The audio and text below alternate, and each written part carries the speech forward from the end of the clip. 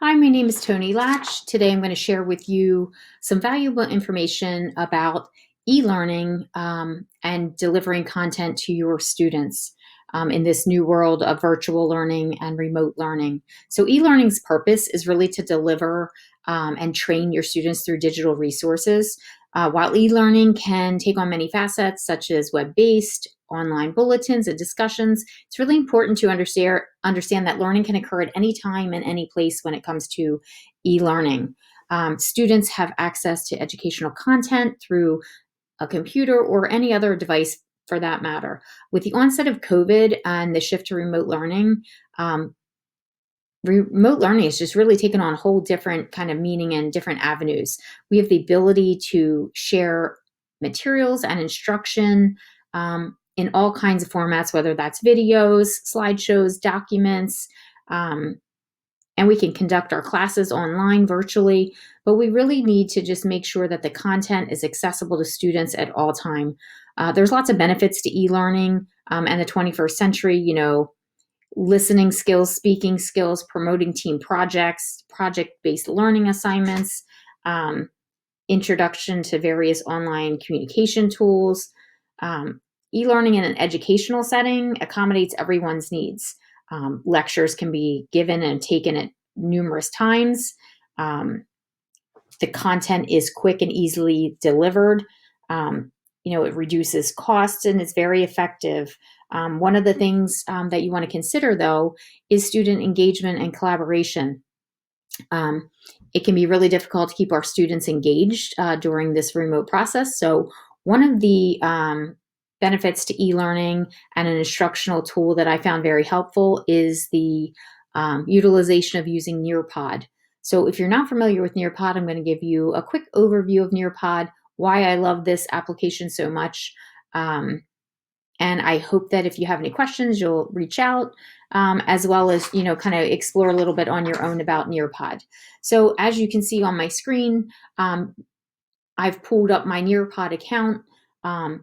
On the left-hand tabs, you're going to see my library. You also see something with reports. The reports are great because as an instructor, you can view your students' assessments that are built right into Nearpod.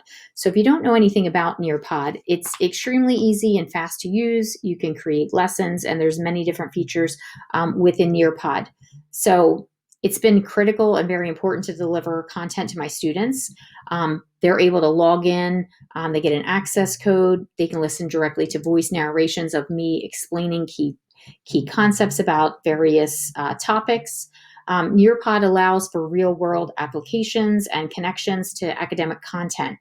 And it really kind of bridges that gap as well as allows you to formatively assess your students.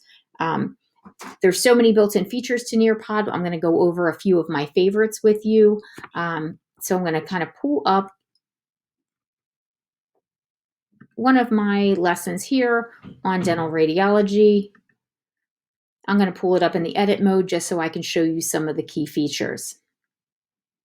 So as you can see here, I'm able to embed or upload my own Google Slides. So Nearpod gives you the ability to upload your own PowerPoints, Google Slides, PDFs.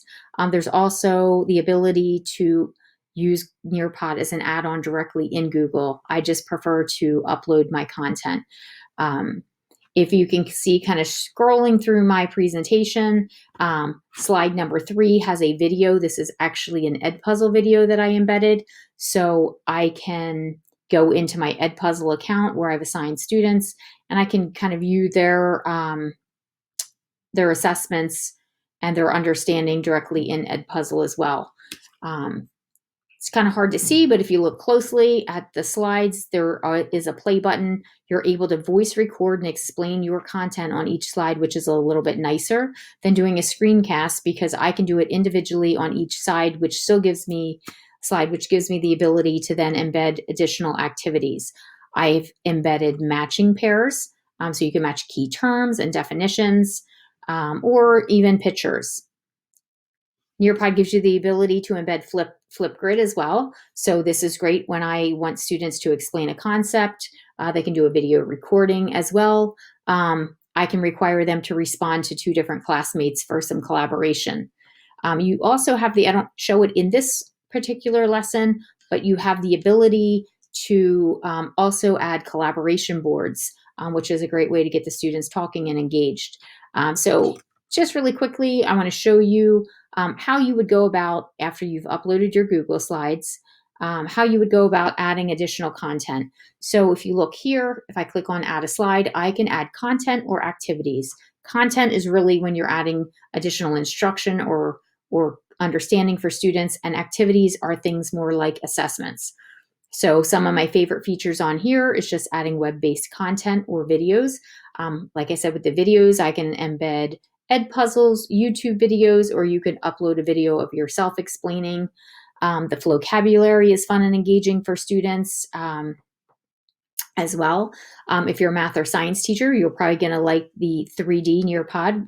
You can find a variety of three-dimensional objects in there, such as the parts of a cell, things like that, virtual field trips, can kind of show students various parts of the world. So those are other great features, as well as hear your audio recordings.